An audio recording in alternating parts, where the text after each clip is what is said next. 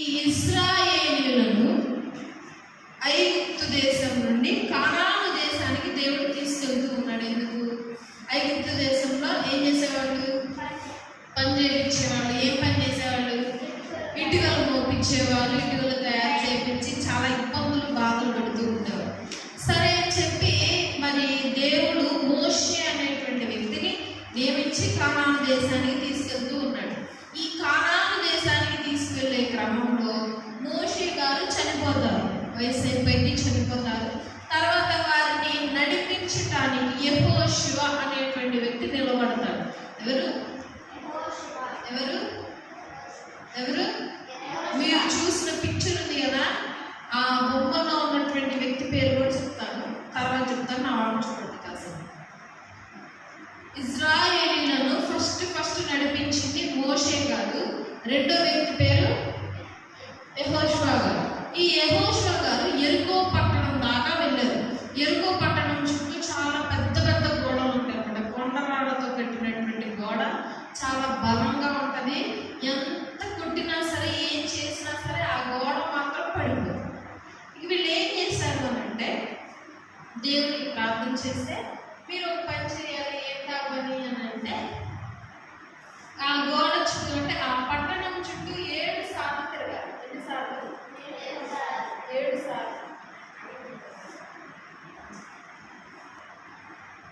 పెద్ద పెద్ద గోడలు, మంచి దిట్టంగా బలంగా ఉన్న గోడలు కట్టించుకుంటే యెహోవా దేవునికి ప్రార్థన చేస్తే వీళ్ళు, సరే మీరు ఒక పని చేయాలి. ఏంటా పని? ఆ ఊరు చుట్టూ 7 సార్లు తిరగండి. మీకు ఆల్రెడీ నేను విషయం చెప్పాను. 7 సార్లు తిరగండి. తర్వాత 7వసారి ఆ గోడ కూలిపోయింది. ఆ పట్టణంలోనికి మీరు వెళ్ళినప్పుడు ఏ బంగారం కానీ వెండి కానీ కనీసం అక్కడ ఉన్న పశువులతో సహా మీరు ముట్టుకోకూడదు. ప్రతి ఒక్కటి కాల్చి బూడిద చేయాలి అని చెప్తాడు. సరే అని చెప్పి అందరూ ప్రజలందరూ వెళ్ళిపోతారు. బంగారం కుప్పల్లో కింద పడిపోయి ఉంటుంది అనమాట నేల మీద. ఎందుకంటే యుద్ధం చేస్తారు కదా అక్కడ మనుషులతో. సో ఆ బంగారం చూసి ఒక వ్యక్తి ఆశపడ్డాడు. ఆ వ్యక్తి మీరు చూస్తున్నటువంటి బొమ్మ. ఏం చేస్తున్నాడు ఆ బొమ్మలో? ఆయన బంగారం చూస్తున్నాడా, తీసుకుంటున్నాడా? తీసుకుంటున్నాడు. బంగారం తీసుకుని చిన్న సంచిలో వేస్తున్నాడు. చూసారా? ఆయన పేరు ఆకాను. ఈ పేరు ఆయన ఇజ్రాయేలీయుడు. ఎవరు? ఇజ్రాయేలీయుడు. ఆయన పేరు ఆకాను. కింద ఉన్నటువంటి బంగారం బాగా నచ్చి మనసు కొద్దిగా తీసుకుందాం లేని తీసుకొని వెంటనే సంచిలో తీసుకుంటున్నాడు. ఆయన బంగారం తీసుకున్నట్టు ఆయన కుటుంబానికి కానీ ఆయన తల్లిదండ్రులకు కానీ ఎవరికి తెలియదు. కానీ ఎవరికి తెలిసిపోయింది? దేవుడికి తెలిసింది. తర్వాత దేవుడు ఏం చేశాడు అని అంటే, కోపం వచ్చి దేవునికి వాళ్ళ చెయ్యి వదిలేశాడు. సరే, ఇప్పుడు ఎరుకు పట్టణం మొత్తం వాళ్ళ సొంతం అయిపోయింది. ఇప్పుడు ఇంకొంచెం ముందుకెళ్తే హాయి అనే పట్టణం ఉండింది. ఏ పట్టణం? హాయి అనే పట్టణం. ఆ పట్టణాలను స్వాధీనం చేసుకోవాలని చెప్పి హాయి పట్టణస్తుల మీద యుద్ధానికి వెళ్తే ఓడిపోయారు. అరే ఎరుకు పట్టణం మీద మేము గెలిచాము, ఇప్పుడేంటి హాయి పట్టణం మీద ఓడిపోయాము అని చెప్పి మరలా దేవుడికి ప్రార్థన చేయడం మొదలు పెట్టారు. అయ్యా, మేము హాయి పట్టణాన్ని స్వాధీనం చేసుకుందాము యుద్ధానికి వెళితే ఏమవుతుంది? గెలుస్తున్నారా? ఓడిపోతున్నాము. మేము ఏం చేస్తామయ్యా, మాకు మేము తోడుగా ఎందుకు లేవయ్యా అని అడిగితే అప్పుడు దేవుడు చెప్తాడు, మీలో ఒకరు నేను చెప్పిన మాట మీరు వినకుండా ఆజ్ఞను అతిక్రమించారు అని అంటాడు. ఏంటయ్యా ఆజ్ఞ అంటే? ఏంటి ఆజ్ఞ?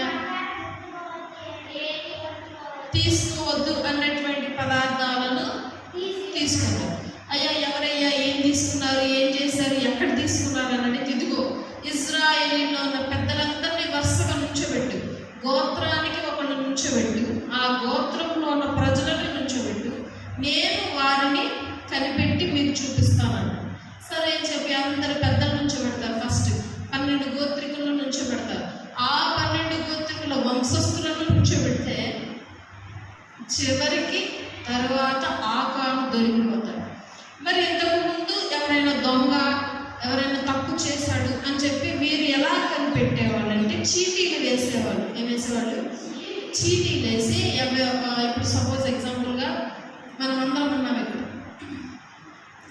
దేవుడికి కోపం తెప్పించిన వాళ్ళలో మనం ఉన్నాం. ఉన్నారు. ఇప్పుడు ఆ ఒకళ్ళు కనిపెట్టాలి. ఎలా కనిపెట్టాలంటే చీటీలు వేస్తారు. ఒక్కో చీటీ మీద ఒక్కొక్కరు పేరు రాసి చీటీ 3 సార్లు వేస్తారు. 3 సార్లు ఒక అతని పేరే వస్తే దేవుడి కోపం తెప్పించిన ఆ వ్యక్తి అని అర్థం. అలాగే ఒక చోట కొంతమంది చీటీలు వేస్తారు. ఒక అతన్ని నినివేకి వెళ్ళమంటే ఎక్కడికి వెళ్తాడు? నినివేకి వెళ్ళమంటే ఇంకొక తర్షీష్కి వెళ్తాడండి. తర్షీష్కి వెళ్తాడు. నినివేకి వెళ్ళయ్యా అని అంటే తర్షీష్ వెళ్ళేటువంటి వాడు ఎక్కుతాడు.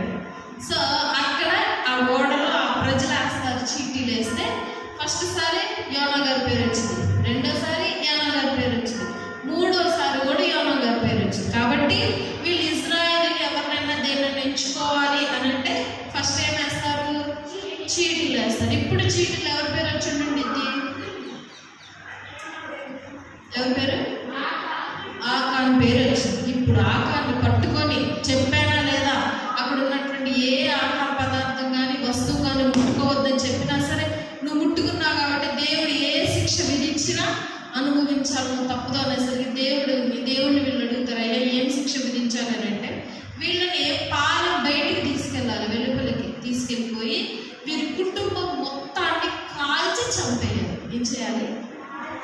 ఏం తప్పు చేశాడు? దాన్ని ఏమంటారు? ఆ పనిని ఏమంటారు? బంగారాన్ని తీసేసుకుంటారు. దొంగతనం. ఎవరు చేశారు దొంగతనం? ఆగాను చేసినంత శిక్ష ఎవరు పడింది? కుటుంబం మొత్తానికి పడింది. దొంగతనం చేసింది ఒక ఆగాను, కానీ చనిపోయింది మాత్రం కుటుంబం మొత్తం చనిపోయింది. ఇంతకుముందు యెహోవా గారి కోపము, రౌద్రము, రోషము ఇలా ఉంటుంది అన్నమాట. ఇంత చిన్న తప్పు చేస్తే కుటుంబం మొత్తాన్ని వెలివేయడం, పాలనలో నుండి కుటుంబం మొత్తాన్ని చంపేయడం, ఇంత శిక్ష విధించేవాడు దేవుడు. తర్వాత వీళ్ళని చంపేశాక, వీళ్ళకి శిక్ష విధించేశాక మరలా హాయి మీదకి యుద్ధానికి వెళ్తే అప్పుడు గెలుస్తారన్నమాట. గెలిచి మరలా హాయిని కూడా స్వాధీనం చేసుకుంటాడు. కాబట్టి దేవుడు చెప్పినటువంటి మాట మనం వింటే మనం అనుకున్న ప్రతిదీ జరుగుతుందా? జరగదా? జరుగుతుంది. లేదు దేవుడు చెప్పినటువంటి మాట వినకుండా